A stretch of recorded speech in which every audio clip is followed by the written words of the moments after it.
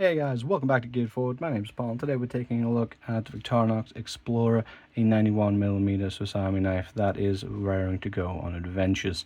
So first of all, I will have to say that this is not the stock color. I have put some plus scales on that I've purchased from Etsy, and if you are looking to get your hands on some different colored scales, I do recommend Etsy as a pretty reliable place to get a bunch of different colors, plus or regular scales. So let's start off with a size comparison. This is a 91mm Sasami knife.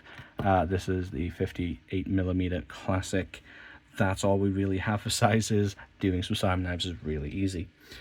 This is a 4-layer knife, which means that you have 4 of these individual discrete layers. Let's point with something a little easier, shall we? So you have 4 of these discrete layers, which means that as far as Sasami knives go, this is by far not the thickest, but 4 layers is still quite a chunky boy, to be sure. And it's also very important to remember that layers are not created equally in terms of thickness. So as you can see here, we have some layers that are quite thin and then some that are quite thick. So the model and what tools it has is going to vary by thickness, even if it does in theory have the same amount of layers. So let's head on into a tool overview. So we have the blade layer with the main blade and the smaller, finer secondary blade. Now this is a thinner blade stock, and it is more it's better for precise work, and I tend to like to keep this blade sharp for that precise work and use this as more of the daily beater blade. Just as a side note, this model of Sasami knife is one of my favorites by far. I really like it. We have the full-size 91mm scissors, sprung with a jaw that you can open as wide as you need, and a replaceable spring. Then we come to what makes this the Explorer. We have a 3D Phillips. This is actually an excellent screwdriver. I really enjoy using this. I think it does the job very well, and it does lock at that 90-degree position as well, so that you can really get that torque in there. And on the other side, we have a little glass magnifying glass, or I believe this is a glass, in a plastic housing.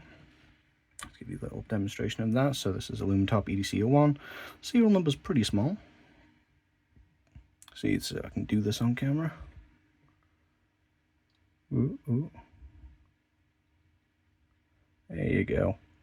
You can quite easily make it out underneath that. Now, I do actually end up using this not super often in general, just because my up-close eyesight is actually pretty good. My distance eyesight, not so much. But this is pretty good for doing fine detail work, and I have found that actually if you have somebody in your life that has diminishing up-close eyesight, perhaps they're getting older, this is a great option just to help them out if they don't have their reading glasses. I've used this with my father in a similar way multiple times. It just helps them read just in a pinch where they would otherwise struggle unnecessarily. And then finally, we do have the opener layer. So we have the can opener with the flat pry/screwdriver tip and the wire stripper tool there. This does lock at 90 degrees, so you can get that torque, and in theory you could also strip wire like this. And then we have the can opener, which does also have that small flat head, which does work a little bit for Phillips, just a little bit on the end there. And of course we have the normal scale tools. Now this is plus scales that I put on afterwards. Normally this would just come with the tweezers. Victorinox tweezers do the job. As far as tweezers go, I find them mediocre but usable. I tend to prefer a slanted tip. And we have just the toothpick here. Now, fun fact, I did actually do a little mod to this one. I don't know if you'll actually be able to see this, but just a little bit of glow-in-the-dark paint on the end of the tweezer. And as this is plus, just in my particular case, we have the pen, corkscrew. On the back we have the, just mounted in the corkscrew there, that little screwdriver, and obviously the little pin. Now, even if you don't have plus scales, you will have the hole for the pin, so you could add your own. And whilst we're around here, let's take a look at the back tools. So how we have corkscrew. Now, this does get written off quite a lot, but besides being able to hold additional tools like this, if you don't open many corks in your life, you can actually use this to undo knots. If you just get it in there and then twist, it does that pretty well. We have the parcel hook, which is great for pulling wire and similar things, but if you have plus scales, also works quite well for holding the pen in place. Ooh. If I can actually get it in there without looking through the camera. There we go. Just to make that easier to use. And then finally we have an awl/reamer, which is pretty pointy, pretty sharp, and does the job quite well. So overall, this is by far one of my favorites for two reasons, and that is what makes it an Explorer.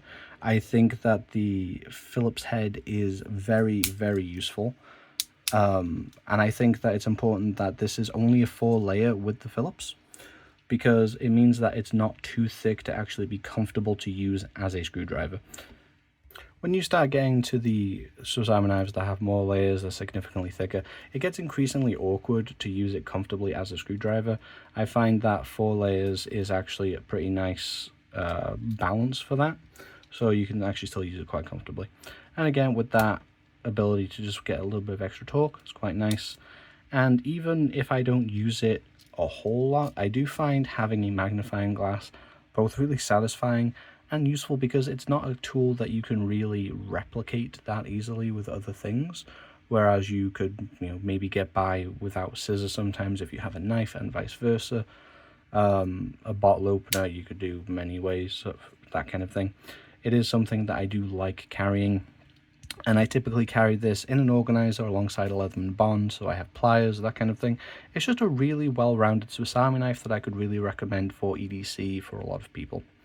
But that's just what I think, and I do have a positive opinion of this. As it is like one of my favorite Swiss Army knives, I definitely have a positive opinion towards it.